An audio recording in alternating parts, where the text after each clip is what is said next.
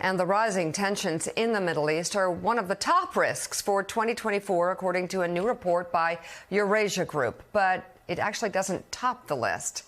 Joining us now, the co-author of that report, president and founder of Eurasia Group and G0 Media, Ian Bremmer. So, Ian, what in the world could be number one? Let's go right to that. What is the top threat? Yeah, Mika, there are three wars that we're facing this year. The Russia-Ukraine war facing a turning point. We're not very happy about where it's going. The Middle East, which is about to escalate significantly. And number one, the United States versus itself. And there's no question in each of these three wars, you have principals, leaders that think of their opponents as their most important adversary, in some ways enemies of the people. They're willing to use extra legal means to go after them. And perhaps most worryingly, they do not share basic sets of facts in describing what their intentions are, what they're fighting over, and what victory would mean. That's a very disturbing set of conflicts on the global stage today. And the fact that, number one, I mean, we really had no choice but to list the United States as number one. Usually there's an internal debate. But both, given the impact, the scale, and the imminence of what we're facing in the United States this 2024, I don't see what else we possibly could have written. I would like to dig deeper into that, because with the Middle East roiling and every day the potential for this escalating into a much wider, much more dangerous, much more close to home war, I guess my questions are, what kind of data and information caused Eurasia Group to make America against itself the number one threat? Well, if you look at we've been doing this, we're around for 26 years now, and the way we rank these likelihood, imminence, and impact. So, of course, the fact that the United States is not just facing an election that is increasingly seen as illegitimate by large percentages of the population, but also the scale of impact of any problems with U.S. democracy for the rest of the world. I mean, you travel around the world, and the level of concern and worry about what this will mean for American commitment, American policies, American alliances, and, of course, opportunities for American adversaries, vastly greater than anything else. So you have to look at those different metrics when you're considering what are the most important risks out there. But, I mean, when we look at the United States, remember, this is only looking at 1 year ahead. So we're not even looking at what's happening after the inauguration in 2025. I think one of the biggest issues is that when Trump gets the nomination, which is, certainly not certain, but it's very, very likely, and you've been talking about this every morning, that his suddenly going to be a vastly more powerful figure on the American domestic stage. The Republican Party will line up with him overwhelmingly with loyalty. He will have the media focusing on him far more than they are today. He'll have a lot more money to play with as well. And suddenly Trump's policies, which right now are, they're pronouncements that are covered, in the context of someone running, but they will be policies that essentially reflect the leadership of the Republican Party going into 2024. And that, for issues like Ukraine, like the Middle East, like the border, suddenly the Overton window for what is debated in the United States is going to change very dramatically. And again, countries around the world are very, very concerned about this. Ian, as you look at the risk and having the United States as number one, the attack on Israel, October 7th, all of us were outraged and stepped forward and said this is unacceptable. We can't have this.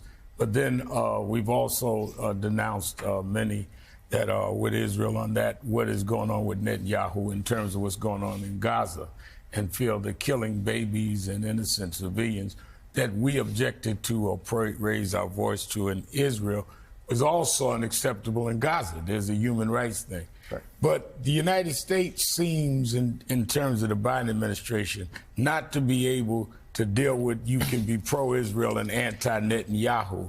And then when you see the killing of this Hamas leader and the risk that it brings when you have al-Aruri killed in a Hezbollah area, does all of this combined make it even more risky for where the United States goes, seeming to have an imbalance in terms of not being able to take Netanyahu to task publicly, without looking like they're anti-Israel because one has nothing to do with the other? I think it's a lot harder in this environment. It's certainly true that one can be anti-Netanyahu without being anti-Israel. That, by the way, would describe the vast majority of the Israeli people who certainly feel that way. But when you're talking about the war, you're talking not about Netanyahu, but the war cabinet.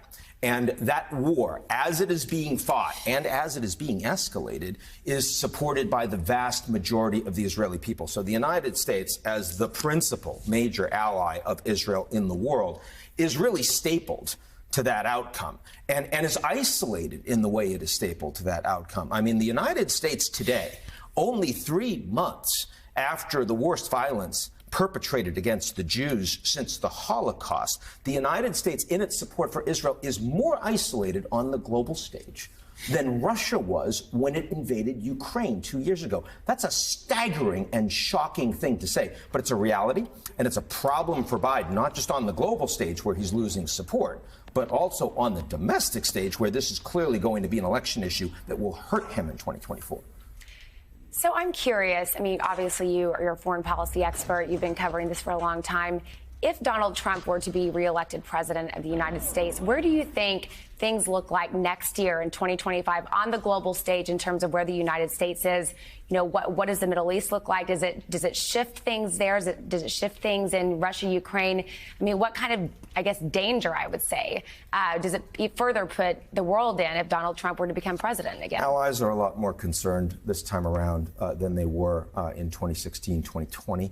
I think part of that is because the world is so much more dangerous. Remember, Trump's president for 4 years, but there weren't really major global crises on his watch. Now, he uses that in election line, but it also means that other countries around the world weren't as worried about his instability, his volatility, the uncertainty of what he would do if there was a crisis. This is a very different environment. Talk about the Middle East. I mean, when President Trump faced a much smaller crisis in terms of the Iranians continuing to attack American allies and U.S. bases, he went and he ordered the assassination of Qasem Soleimani, the head of the Iranian forces. Well, what might Trump do to display American strength in an environment where U.S. forces and shipping through the Red Sea are getting hit almost every day? And the answer is far more dangerous than that. Ukraine, no friend, Mr. Zelensky, of President Trump. If he becomes president, his willingness to throw Zelensky under the bus is large and immediate. And, of course, that means that Ukraine's ability to maintain its existing territory, much, much more challenging. The U.S. ability to maintain a strong transatlantic alliance with critical friends in NATO, much more concerning, too. One more point. I was just in China a few weeks ago, and Chinese leaders who, frankly, were interested in Trump the first time around, thought he's a businessman, he's transactional, maybe he doesn't care about American exceptionalism. We can cut a deal with this guy. They are very concerned about Trump this time around. They're concerned about the instability on the global stage, and they're also concerned about what a Trump trade policy would mean for U.S.-China. And you've seen some of that from Lighthizer recently, expected to be in a second Trump administration if he wins. All of these things are very concerning indeed. So, Ian, lastly and briefly, you identify on your list some red herrings of 2024 with U.S.-China relations at the top. Tell us what you mean. Well, first of all, so many people talk about all these elections happening in 2024. The U.S. election is very concerning. Most of the elections the world is facing are not destabilizing at all. India, Mexico, Europe. These are places where you will get what you have had, and leaders will be able to push ahead with further reforms, further policies. So it's not like the rest of the world looks like the U.S. in terms of democracy here. That's important.